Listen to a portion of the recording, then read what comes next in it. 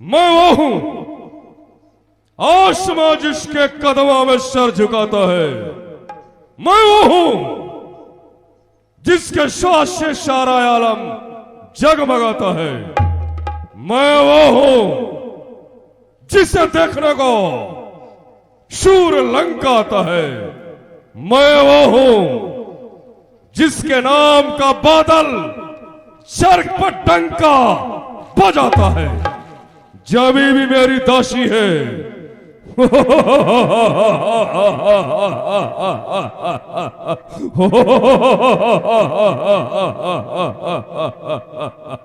जब भी मेरी दासी है, फलक भी मेरा बंदा है। ये दोनों शाही सिक्के हैं जिससे मेरा नाम शाही कुंदा है। बहादुरो, मेरे मुल्क मैदान के शेरों, सुनाओ हमारे लंका की कुशलता सुनाओ। हमारे लंका में हमारे लंका वासियों को किसी का भय तो नहीं। कोई भी लंकावासी किसी बात की कमी तो महसूस नहीं कर रहा। महाराज की जय हो। आदि करे नसीब शाही सर सलाम का, गर्दन के साथ सर झुके हर खासो आम का। जो करे आपसे दुश्मनी वह दुश्मन आपका बर्बाद हो। आए मेरे शहंशाह आपका तख्त और ताज आबाद हो। महाराज, हम जितने लंकावासी राक्षस हैं किसी को किसी तरह का कष्ट नहीं है। फिर आज का कोई ऐसा समाचार नहीं है जो आपके सामने सुनाया जाए। महाराज, हम जितने राक्षस हैं अपने मन में ये बीरा उठा रखे हैं, जब तक आर्यावर्त को जीतकर आपके कदमों के बस में नहीं कर देते तो चैन की नींद नहीं सो सकते हैं।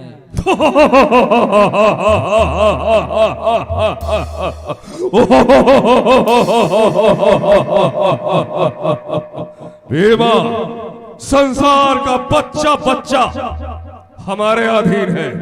यहां तक कि जमी से लेकर और सातवें आसमां तक हमारे नाम का डंका बजता है।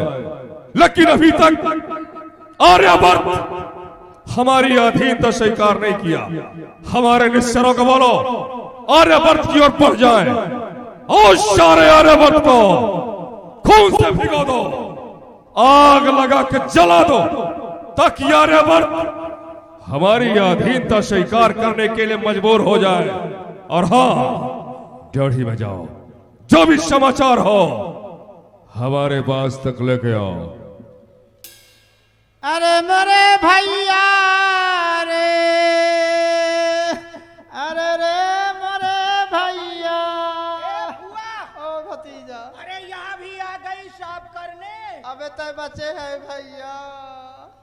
अरे रे ए बुआ, तो दरबार में जाना है। हाँ महाराज के पास। हाँ ठीक है, तुम यहीं रुको, हम आज्ञा लेके आ रहे हैं। हाँ ठीक है, ठीक है भतीजा। हाँ ठीक है, मोपी रात ही रे। महाराज पीछे हो। क्या बात है? सरकार, आपकी बहन हमारी बुआ दरबार में आना चाहती है, कहिए उनके लिए क्या आज्ञा है। बहन सुपर्णखा हेलो, दरबार में आना चाहती है। यद्यप करके सुपर्णखा को दरबार में आने के पहले अनुमति की कोई आवश्यकता नहीं। अगर फिर भी उन्होंने मुझसे अनुमति चाहा है तो सुपर्णखा को दरबार में आने के लिए इजाजत है। जो आज्ञा हो। ए बुआ, महाराज की आज्ञा हो गई है, चलो। मैं सवारी चाहिए। ना कटी है, हीरो हंडा चाहिए। ए बुआ, सवारी नहीं है, हमारी पीठ है। आजा। हमें मिर्गी मारत है। मिर्गी मारती है तो मरने आया था। तो ऐसे ही चलो। अरे मेरे भैया रे। बोली बचन गोध करी भारी,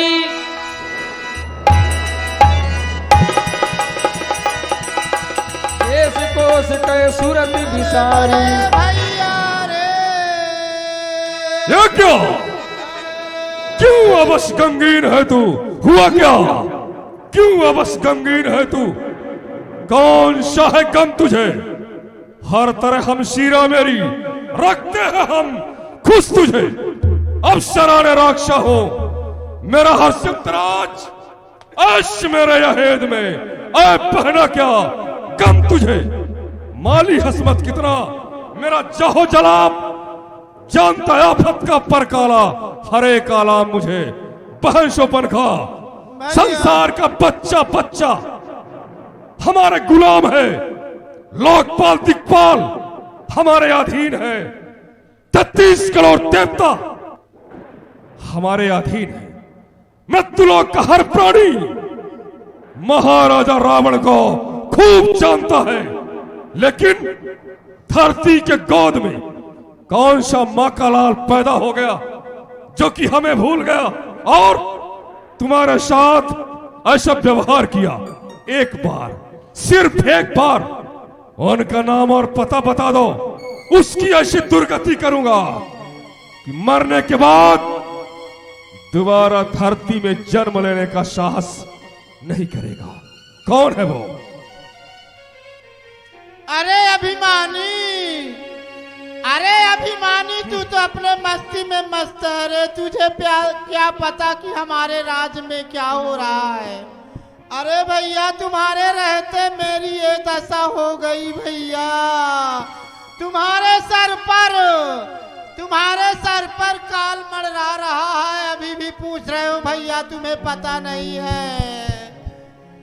हे भैया दो लड़के राम लखन इस दंड के वन में आए हैं इस दंड के वन में आए हैं अपने वो साथ में एक नारी सीता सुकुमारी लाए हैं।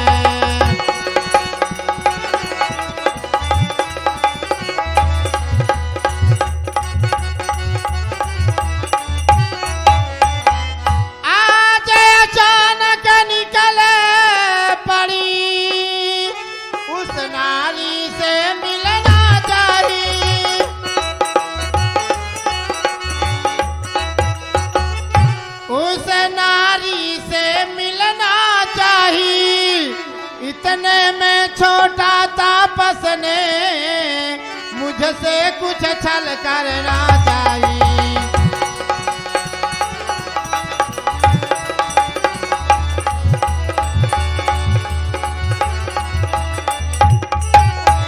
जब तेरा मैंने नाम लिया तो दी तुझको लाखों गाली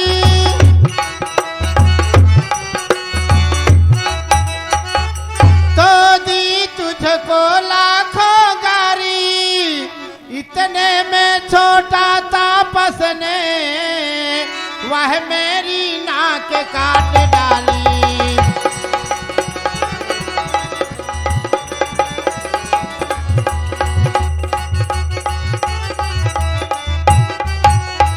अरे मेरी नाक गई सो गई पर अपनी नाक बचा लेना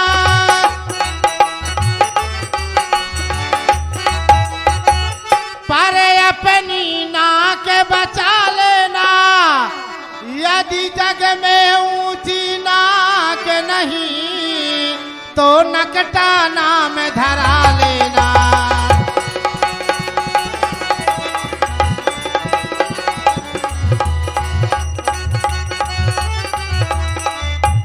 भैया पंचवटी में दो तापस आए हुए हैं उनके साथ में एक स्त्री है स्त्री स्वभाव अनुकूल उनके स्त्री से मिलने के लिए गई भैया तो छोटा तापस ने नाक काट लिया भैया।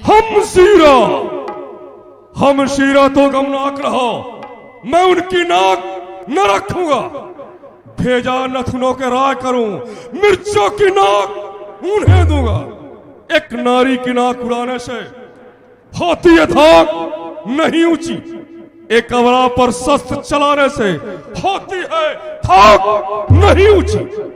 मैं अभी नाक के सीधे जा नाके पे उन्हें पकड़ाऊंगा पास यही तेरे लाकर पृथ्वी पर नाक रगड़ाऊंगा।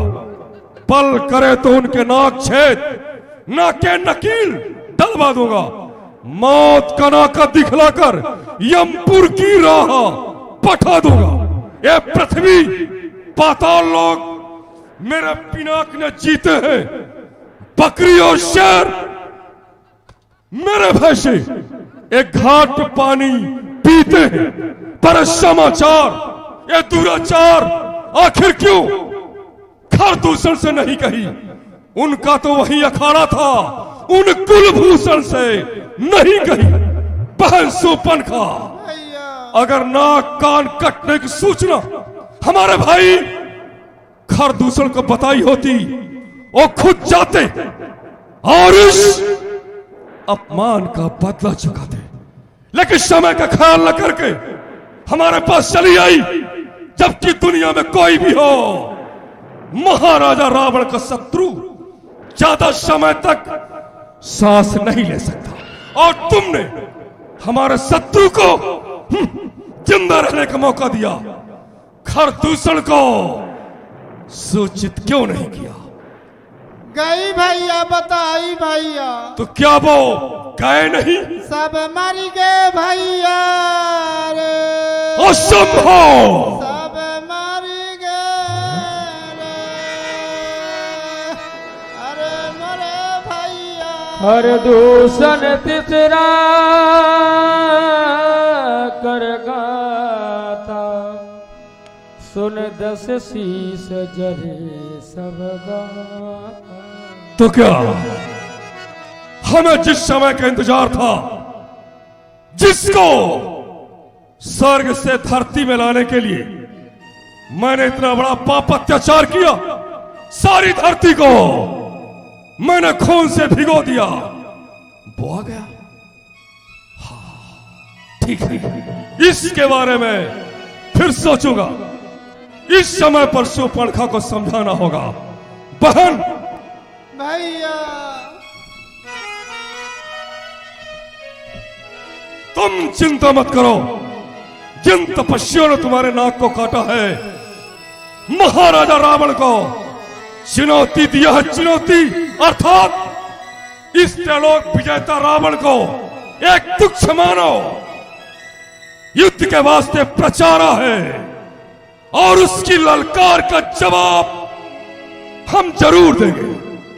जिसने काटे हैं नाक तेरे, ओ जीते रहे जमाने में, तो टूटे मेरी 20 भुजा, लानत खड़क उठाने। तुम चिंता मत करो, इस अपमान का बदला मैं जरूर चुकाऊंगा। भीमा, सुखेना बात को बोलो, बहन की औषधि शुरू कर दे। वज्रदंत, दरबार बंद कर।